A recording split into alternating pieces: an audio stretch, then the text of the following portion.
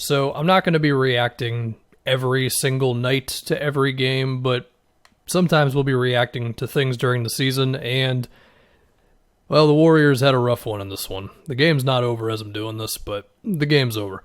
So I think the one positive takeaway from this game for Golden State is that Steph looked good on simple pick and roll plays where it allowed him to get into a pull-up jumper, that sort of thing. Now, I'm mainly saying that off of the first half. His second half was not as good.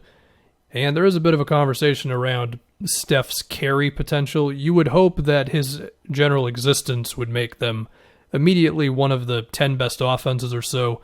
Didn't really happen tonight. But we'll assume that Steph's not going to be a problem for this team.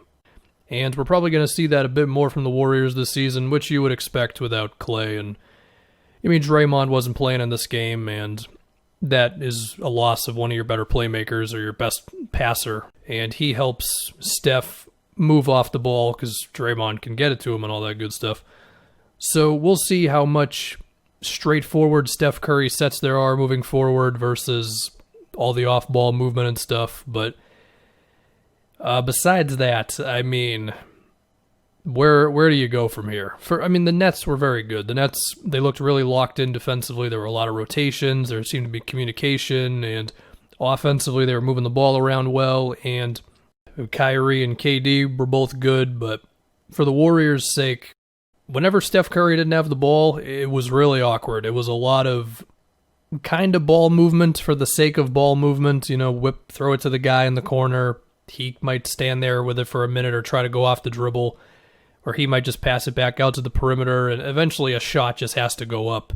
Now, there were some open threes that didn't go in, but I guess we shouldn't be shocked that their offense might just look bad at times now, especially without Clay, because when you only have one guy who can really make things happen like that, it's just going to look tough. And we can talk about Wiggins and Oubre specifically. Wiggins looked like Andrew Wiggins tonight. And I think what the Warriors are going to have to do is give him the ball more. The only time we've ever seen Wiggins really be awake is when the Wolves had him be, I don't know if he was the primary ball handler, but he did more than just stand on the wing and take catch and shoots and that sort of thing. Now, the fear with that is Wiggins has not proven to be that good of a playmaker or navigating in the pick and roll. He had moments when the Wolves were giving him the ball a little bit more. But it's just like, what else are you going to do? Because the guy's proven through many years at this point that if he's not getting the ball and if he's just kind of watching everything happen for a few possessions in a row, well, then he just starts floating in the game and he doesn't really take advantage of his athleticism, and he doesn't go for offensive rebounds, he doesn't cut to the rim, he doesn't outrun everyone in transition, that sort of thing. And then I feel like what this also does for Wiggins is when he eventually does get the ball, he gets impatient and he starts chucking up mid-range jumpers and that sort of thing. And I mean, maybe he could just significantly improve on those. He actually made one as I do this commentary, a little turnaround around the free throw line or whatever. But, I mean, at a certain point, Andrew Wiggins is just Andrew Wiggins. So I know the Warriors did not plan on Clay getting hurt, and I'm pretty sure they envisioned Clay and Steph generating open looks for Wiggins, and, well, we'll just have to see how they adjust, because Wiggins needs the ball more. It's the only way you're really going to get him to be awake. As for Kelly Oubre, I mean, Oubre is not a good playmaker.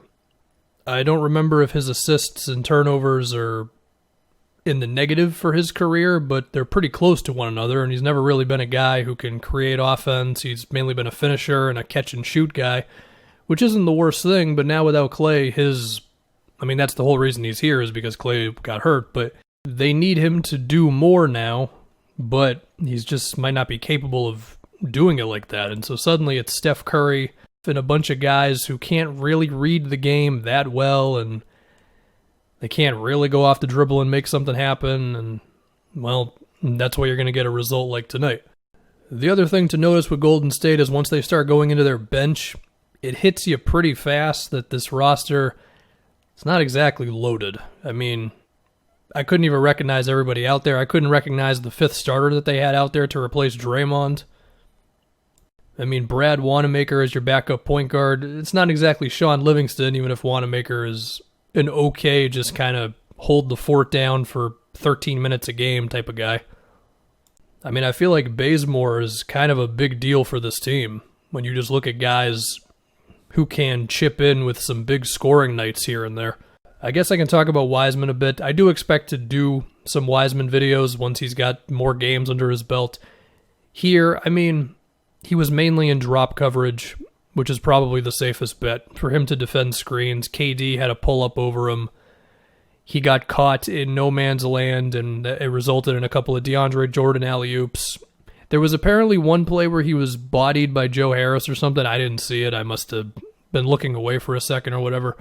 But he did have one play that looked really good where he had it at the top of the key, and it looked like it was going to be a handoff play, but then he took it with his left hand all the way to the basket, and he had a really acrobatic layup, and it was a sign of what Wiseman has the potential to be, so we'll see that type of stuff more throughout the season. He didn't play a whole lot of minutes, which I think was fair to expect given how long it's been since he's played organized basketball. On top of the Warriors' idea of centers has always been we split the minutes between a few guys. Now, of course, they didn't draft Wiseman hoping he can give them 16 minutes a game in their center rotation, but just for right now and maybe for some chunk of this season, that just might be how it is for him. But still, defensively, he wasn't exactly a difference maker in this game. Granted, pretty much no one was for the Warriors. I mean, I don't think it's too tough to see why. Just go down the list of names. Who on that starting five has been known as an awesome defensive player? Especially since Draymond wasn't playing tonight. And so, while this is probably an overreaction, there's a chance that this is a sign that Draymond has to be like really, really back for this team to be able to defend like that. And there might be a chance that Draymond will start out kind of slow because he already had a positive test which left him out of training camp, on top of he tweaked his foot, whatever that means. So he might have to recover from that a little bit. It doesn't seem like a big deal, but it could set you back, I don't know, a couple days or whatever. So we'll see, but they're going to need him on defense, no doubt. And I guess the last thing to think about, taking it back to Wiggins, is they've got him under contract for 3 seasons at a whole lot of money. And they got to figure it out with him. I mean, he's 25 years old. This is now his 6th season, I believe it is. It's actually his 7th season. And you just got to force something out of this guy, because if he's going to be this, at the most low 20s inefficient scorer who's not bringing it on defense, then, I mean, that kind of screws the Warriors' title chances if you ask me. I mean, this team's championship window is, 4 seasons maybe? I mean, Steph is 32, Klay is 30, Draymond is 30. I mean, you acquire the 25-year-old guy to sort of bridge the gap between eras, and, Wiseman can be along for the ride with him, but if Wiggins isn't going to be that guy, then I think you're really, really hoping that the guy that you get with the draft pick that you also got in the Wiggins deal for moving D'Lo can pick up the slack there.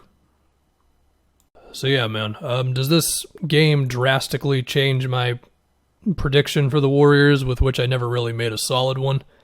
I don't know. The West is tough. I never thought of them as a top 4. I might have said give or take the 5th seed, so maybe that... Does the 7th seed stay in line with that sort of thing? Yeah, but the West is really good. I mean, before you know it, you start rattling off teams and you're already around number 8.